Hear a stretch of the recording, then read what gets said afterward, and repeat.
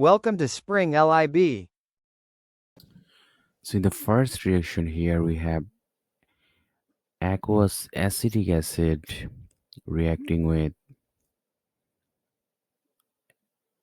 aqueous barium hydroxide.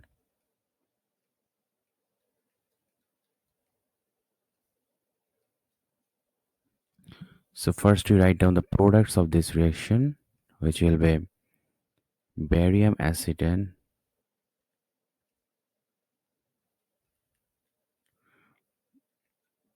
which is also soluble in water, and that's why it will be aqueous, and we will have water. Now we have to balance this equation. So we will start with the metal, and we will make sure that we have same number of metal atoms in both sides. So our metal here is barium. We have one barium here and one barium here. Then we will have look for any non-metals or any group of atoms which is acting as radical here. So if we have any group of atom intact in both sides, then we don't need to count each atoms in it individually. Instead, we can count the total group of atoms as a one. So here we have the acetate group is intact in both sides. That means we can count it all together. So we have two acetate group here and we have one here. That means we have to multiply this side by 2. Now we have to, so after balancing metals, non-metals and group of atoms, we have to balance hydrogen. So now here we have two hydrogen here and we have two hydrogen here. So in total we have four hydrogen in this side, and in the product side we have two hydrogen. That means we have to multiply the product side by 2 to have four hydrogens in the product side also. Now we have four hydrogens here, and in total four hydrogen in the reactant side. And finally we have to balance oxygen. So we have two oxygen here and we have two oxygen here. That means oxygen is also balanced. So this is the balanced molecular equation for this reaction. Now we have to write down the total ionic equation of this reaction if we want to write the net ionic equation. So in case of total ionic equation, we will write the compounds in their ionic form if they are strong electrolyte, or they will be strongly dissociated or completely dissociated into their ions. So since acetic acid is a weak acid, it will not completely ionized or completely dissociated into its ions. That's why we will write acetic acid in its molecular form.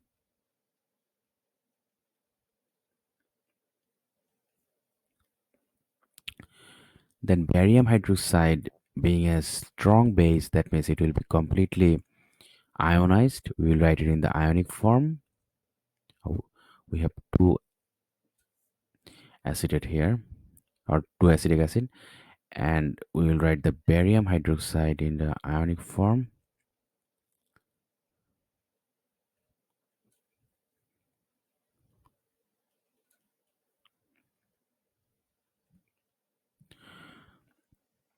And in the product we will have, so barium acetate will be completely ionized, and that's why we will have to write this as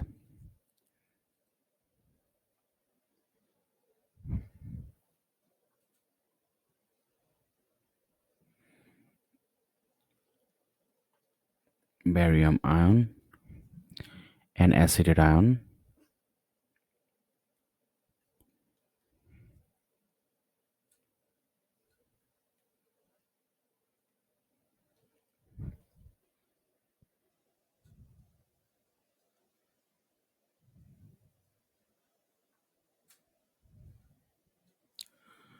And now we have to look for the spectator ions or common ions on both sides, and here we can see that We have barium ion in both sides and we can cut them, and the rest is our net ionic equation. So if we just cut these two from here,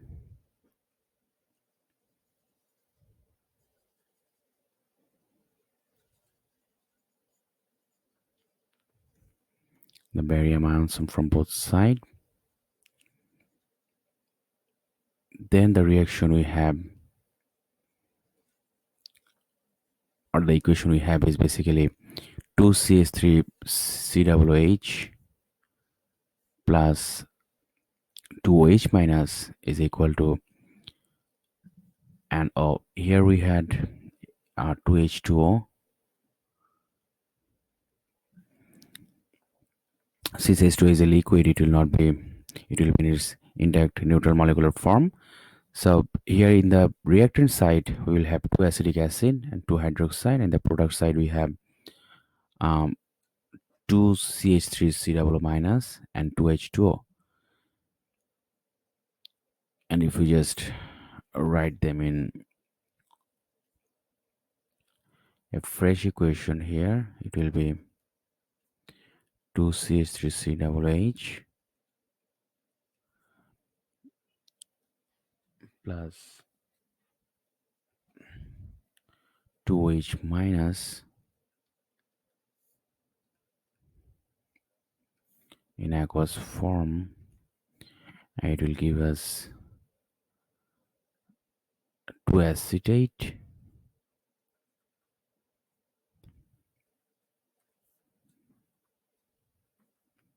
plus 2H2O.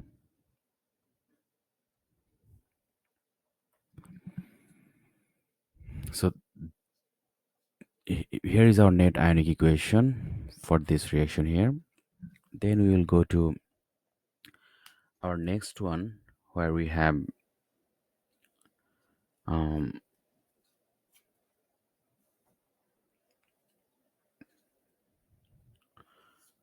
solid chromium hydroxide is reacting with nitrous acid.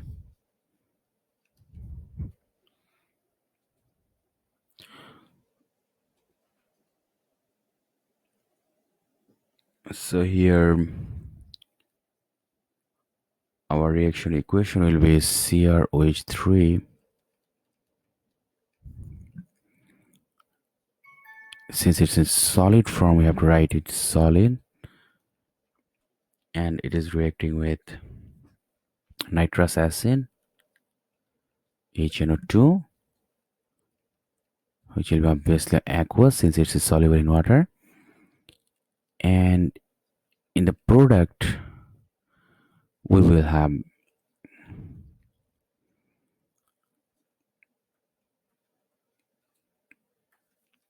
chromium nitride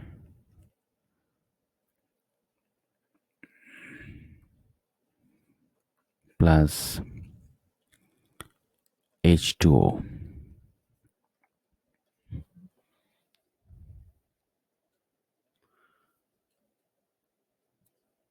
Now to balance this equation, we'll have to balance the chromiums first, which is the metal. So we have one chromium in each side. Then we have to balance the nitride group here, which is a group of atoms. So we have one nitride here and three nitride here. That means we have to multiply this one by 3. Now we have nitrate balanced. Now we have to go for hydrogen. So we have, in the reactant side we have 3 hydrogen and 3 hydrogen, total 6 hydrogen. The product side we have 2 hydrogen. That means we have to multiply it by 3 to get 6 hydrogen on the product side also. And now we have to balance the oxygens. So we have 3 oxygen and 6 oxygen here. 3 times 2 6 and plus 3, that means in total we have 9 oxygen in the reactant side. In the product side we have 3 times 2 6 and 3 plus 3, that means 9 oxygen in the product side also. So this is our balanced molecular equation for this reaction. Now I have to write the total ionic equation. So chromium hydroxide being solid, it will remain as solid in the ionic equation also.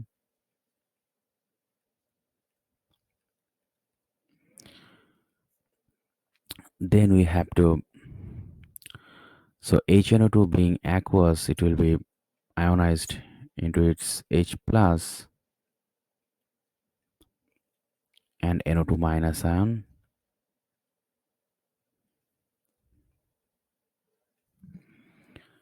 And in the product, we will have chromium.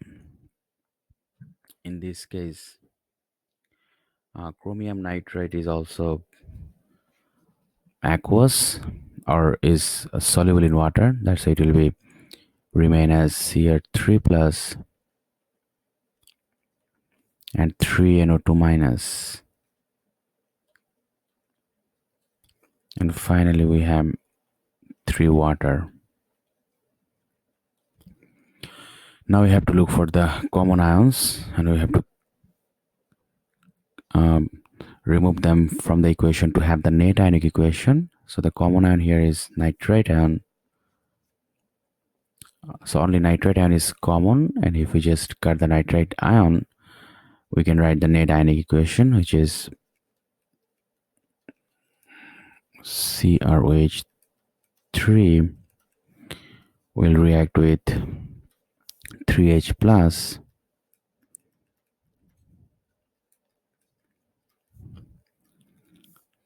to provide Cr3 plus and 3H2O.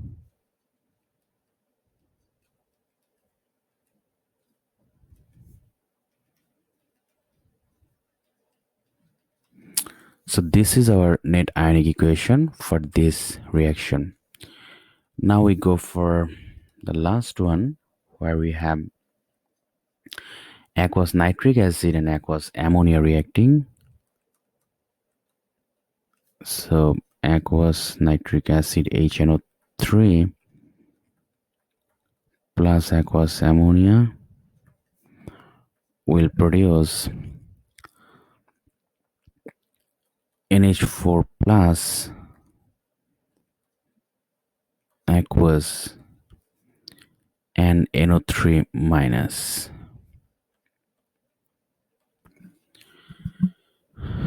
Now if you want to balance this equation, let's look for any metals here.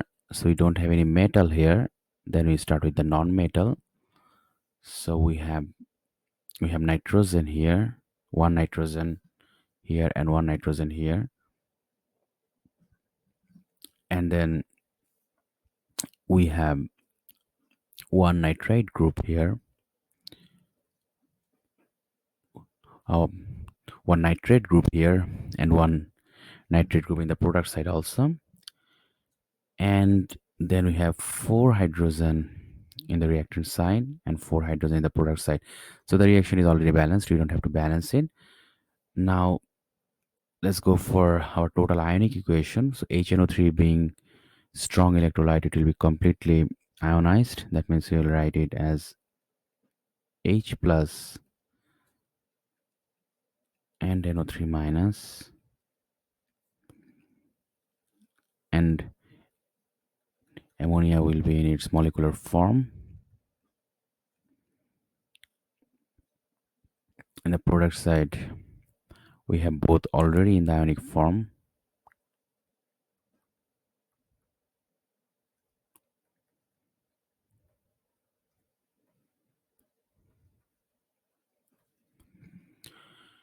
Now here we look for the spectator ion or the common ion on both sides of the equation. Here we can see that our nitrate ion is common in both sides, and we can cut them to write our net ionic equation. That will be H plus reacting with NH3 to produce NH4 plus. So this is the net ionic equation for this reaction.